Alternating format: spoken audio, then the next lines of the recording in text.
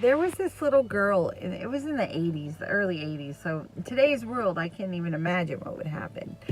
But she was very disruptive, hyper. She just wanted attention. She wanted to be loved.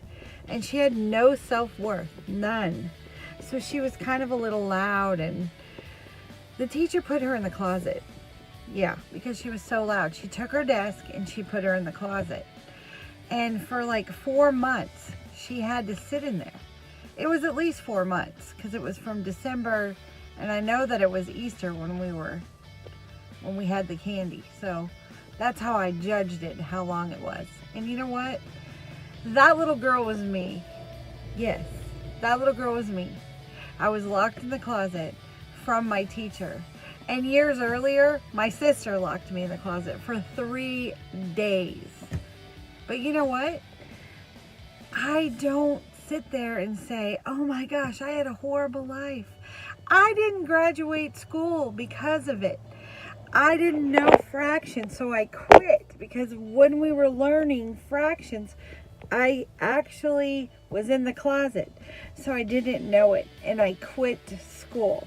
In the 8th grade, the last grade I completed was 7th, so there's something you probably didn't know about me. I did eventually go to college. I eventually went and got my GED. I got honors, and I went to college. I didn't feel sorry for myself.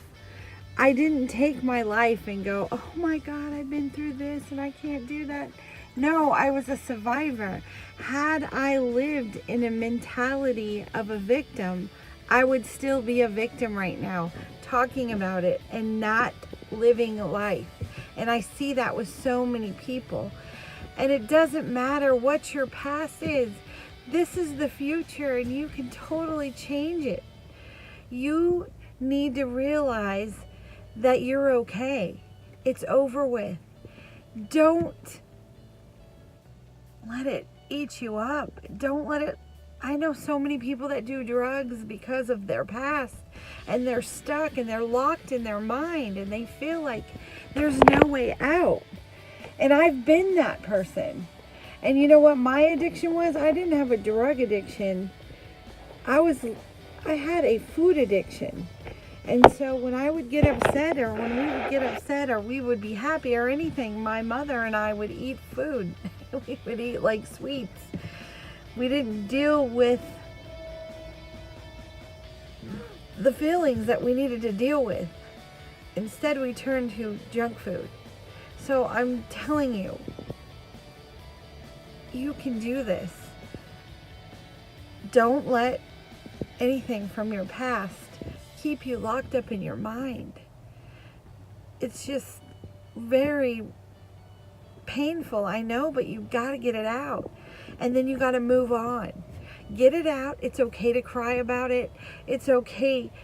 Get it out. And then quit talking about it. Don't do it anymore. You're done. It's over with. You don't have to live in that anymore. And the more you talk about it and dwell on it, you're not getting over it. So get over it. Let it heal. Be on. And then live your life. Don't get stuck in here. Because this is a torture chamber. And it also can change that. And it can also be amazing. Start having start having self-worth. Because you are worth it. You're amazing. You got this. Love yourself. And others will love you.